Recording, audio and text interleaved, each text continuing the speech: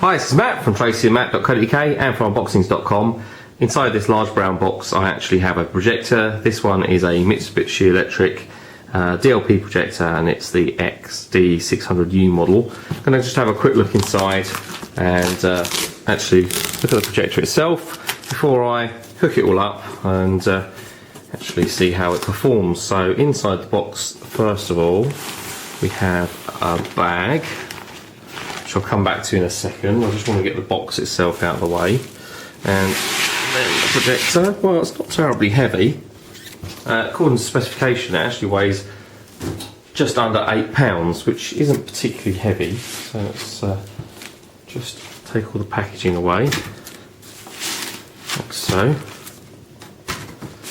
And have a look at the projector itself. So let's lay that down and take a look inside. As you can see there, that's the projector itself. It's quite large, but you know, it is it's supposed to be one of these ones that's actually used in situ, really. Although there is a bag with it, I don't think you could really consider it portable anyway. It is a HD ready and also 3D ready model as well. So in order to use 3D, you do have to use shutter glasses and so on. But I'm going to come back to that in just a second. I want to have a look at what else is inside that bag of accessories.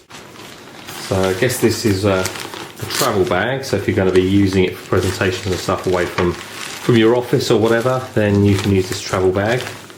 So looks like we've got quite a few bits and pieces in there. The bag itself isn't too bad. It's reasonably tidy, and well, I guess it's kind of cool that that comes with it. So inside the bag we have, well, first and foremost, we have a standard VGA cable, 15-pin D sub, and that's VGA on both ends.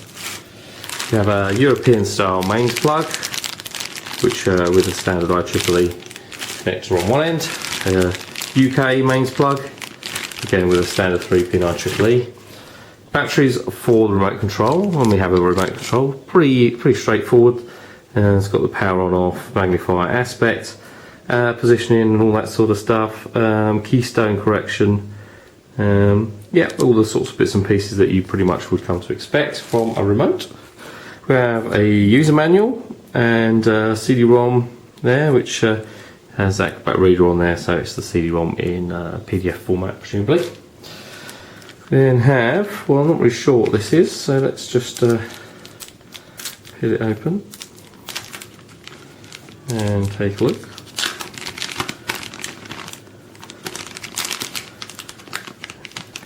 Right, still none the wiser as to what this actual thing is, so I guess we'll be coming back to that and we'll find out what that is by properly reading the manual at some point, so I'll mention that when it comes to the review and the follow-up.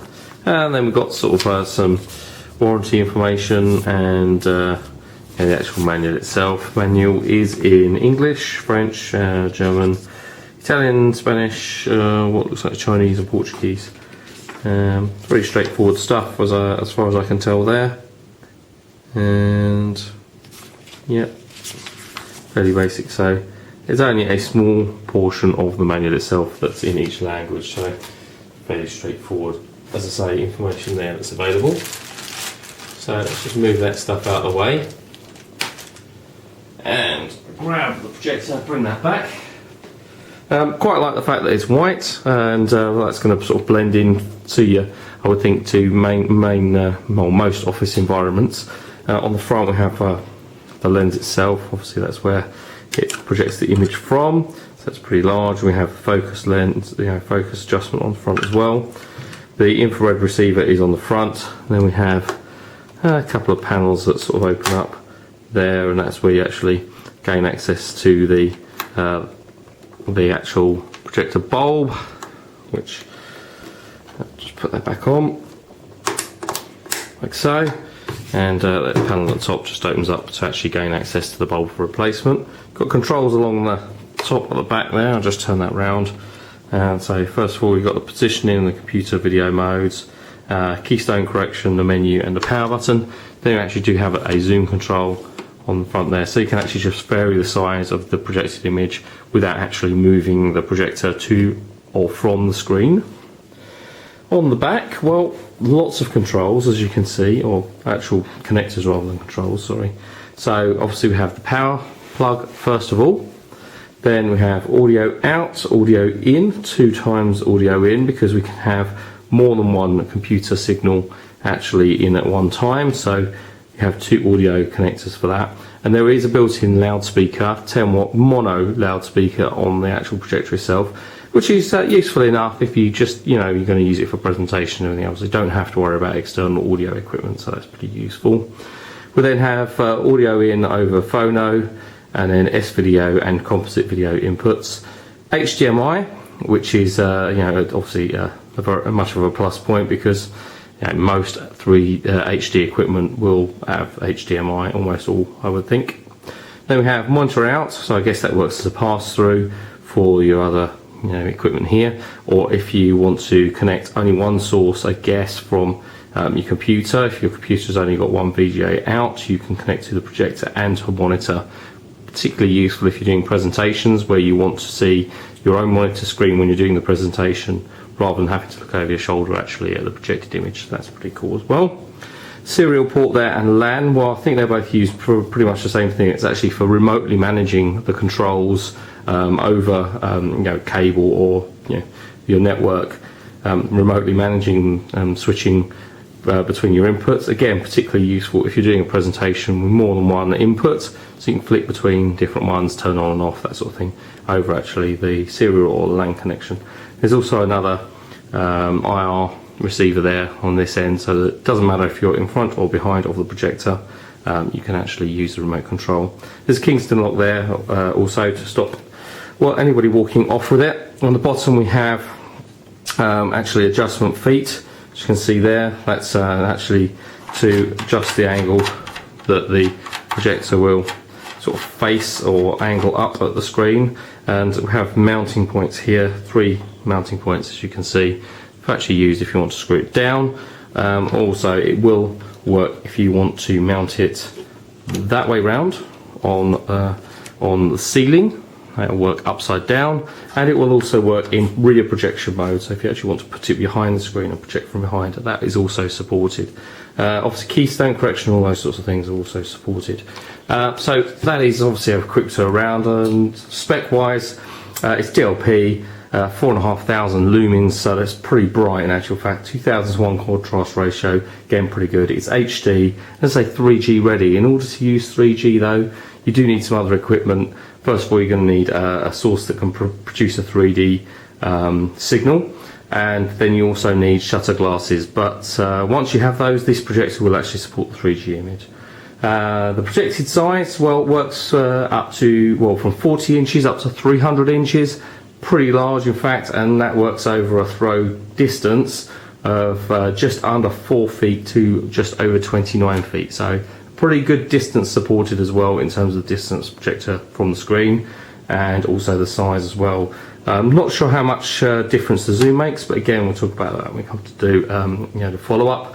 I'll do a review, but also I'll come back shortly once I've actually got my projector screen which I've ordered, and once that arrives I'll actually do a little bit of a video, so just show you what sort of size and what sort of image that we're actually getting from the projector once you actually got the projector screen. So I'll come back and attach this onto the back of this video when we actually get that, and I'll be back with a full review after that too. Okay, so I've actually gone ahead and set up the projector now. As I say, this is the Mutsubishi XD600U. A couple of corrections to make actually about the projector from my earlier portion of the video. I should have pointed out it's not actually an HD projector.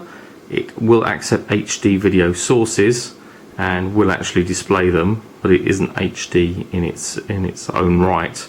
It is actually XGA, which is a 1024 by 768 native pixel resolution. But I'm actually displaying an HD video source here. This is the PlayStation 3, and as you can probably make out, if I actually point the camera back down, you can see we're not in total darkness. We have some lights on, and it's still absolutely bright enough for me to see here. Yeah, there's a reasonable amount of light in the room. The actual projected image, I would say, is pretty bright. It's 4,500 lumens, and there's not that many projectors that are greater or equal to this in terms of brightness, certainly on paper. As you can see there, the image is pretty good. I'm actually going to go across here, and I don't know if you can actually hear. I'm actually keeping over here, but you probably will do when I actually go to the video. We'll actually go into one of these videos. But there is actually a loudspeaker built into the projector. It's only 10 watts, but it's and it's only mono, but it's certainly good enough for doing your video presentations and playback of anything like that. And with no actual image displayed on the screen, you can probably tell how bright it is in the room. So it's pretty impressive that we can get the quality of video that we're actually getting out of it. Just wait for that to actually start up. There we go.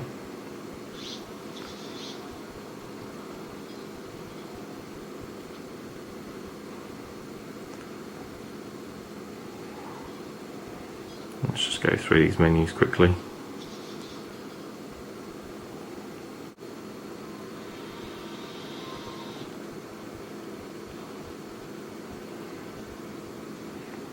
Okay, I've skipped to the movie a little bit here, and obviously this is a bit of a dark scene, but the contrast ratio is really good. It's 2000:1 contrast ratio, so that is absolutely watchable.